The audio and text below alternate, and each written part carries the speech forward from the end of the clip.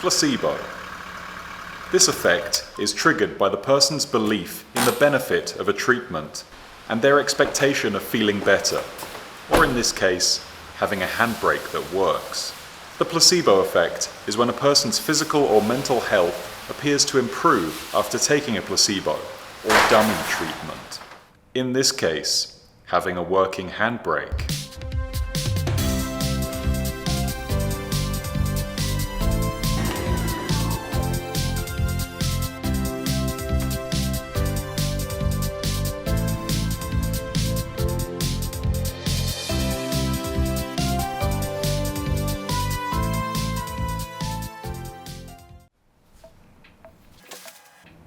Did you know that Toyota handbrakes are not actually terrible? And the reason people think so is due to unforeseen consequences. So let's figure out why that is. Now naturally, when I do something to my car, I watch lots of videos to see how other people have done it, even if I know what I'm doing. And then I'll compare it to what the manufacturers tell you should do.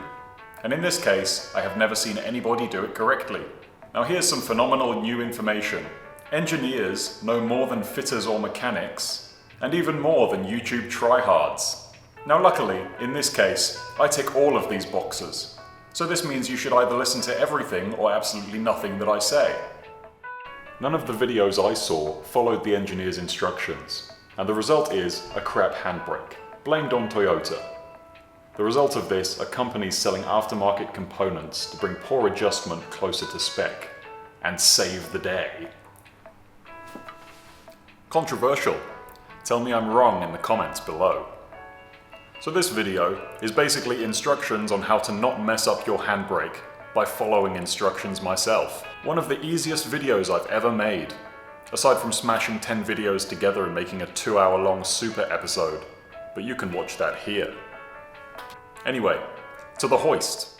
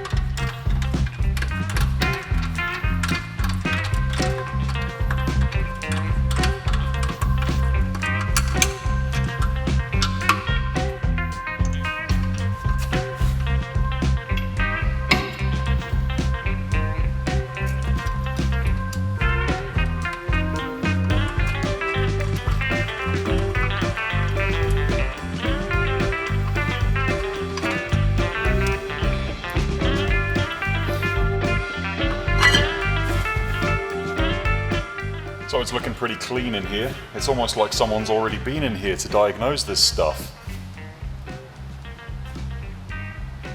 Now for some people, doing this style of drum brake is pretty intimidating because there's a lot of springs and screws and weird little things to trip you up. But it's not actually difficult. All you need to know that there's springs holding the top, springs holding the bottom, and weird little pins holding it in the middle. And that's about it. So the first order of the day is to rip all this stuff out and compare it to the new stuff that's going in.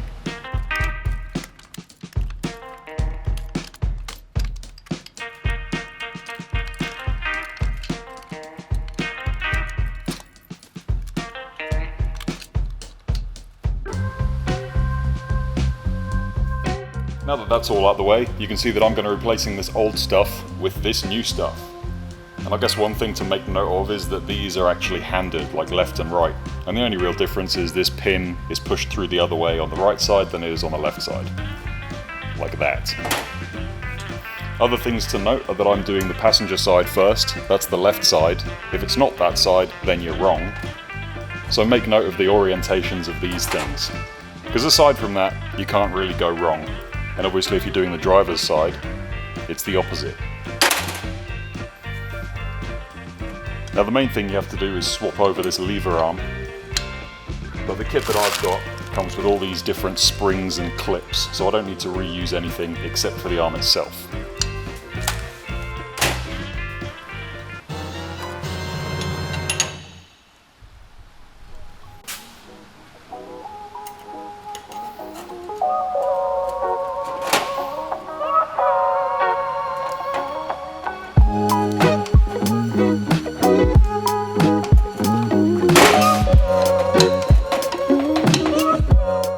So now we've done our bit for the environment by recycling, we're left with a handful of new gubbins, some pads, and these leftovers.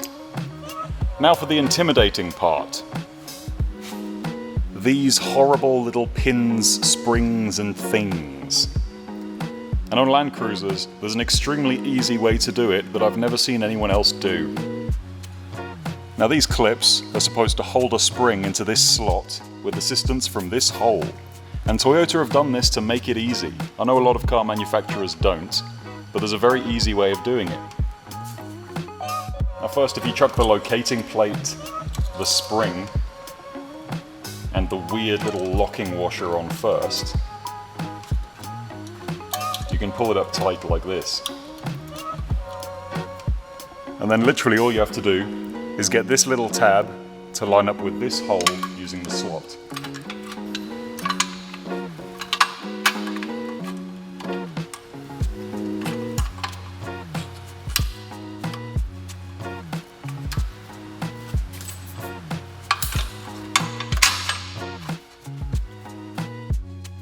Now obviously it's a lot easier if you're not worried about which way your camera's pointing, but what I've also done is any metal on metal pieces I've added a little bit of grease, the same as what you'd do if you're doing a clutch.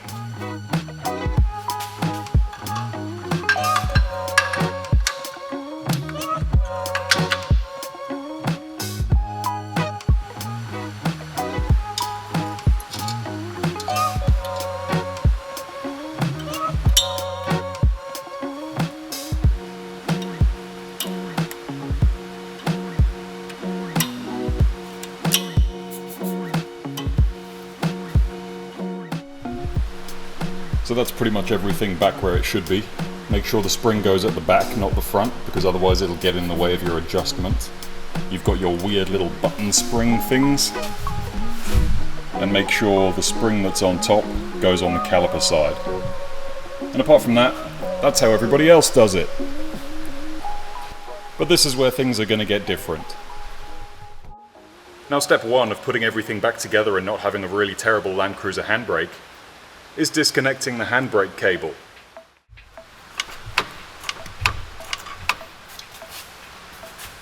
This is because it operates this little lever in here.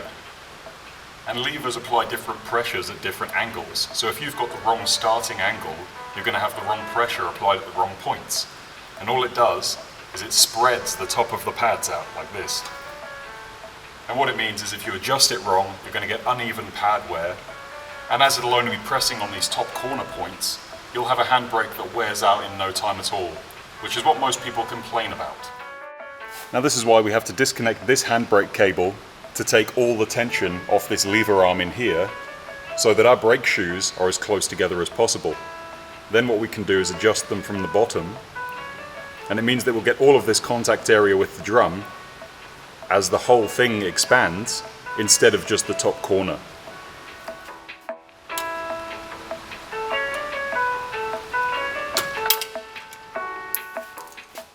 So now what we've got, whether you can hear it over the rain banging on my roof, is this much slack before the lever engages on the dog bone. You can see that marginally better here. So this is the point where you chuck your disc back on, put a few wheel nuts on it, and then adjust it as you normally would. using a screwdriver and this bottom adjuster here.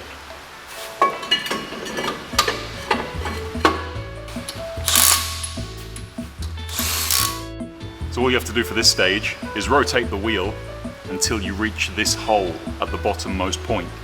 And you can chuck a screwdriver in and lever over that spur gear that's on the lower adjuster. And what you do is you do that until you can't turn this anymore. And according to Toyota, you then back it off 8 of the spurs. So now we'll back it off 8 spurs, now that it can't turn anymore. And now it turns quite nicely. Now you can see there's enough play in this that means that it's not affecting the handbrake unless you actually pull on it to take up this slack. So this is doing nothing, and nothing happens until you engage past that point that the slack's taken up. And as long as the gap here when you take up the slack matches on both sides, it should be a perfectly adjusted handbrake. And then all you do is you take up the rest by adjusting the cable at the handbrake itself. Now the last step of this debacle is to drive for a little bit with your handbrake on. And what Toyota say is that you're supposed to pull up on your handbrake with 88 Newton meters, which is about 9 kilograms. Very precise.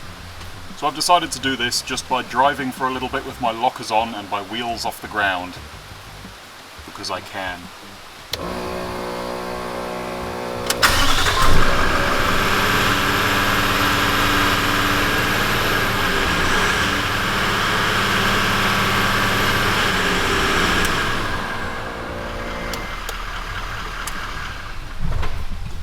And that'll do, because my mechanical sympathy can't take any more.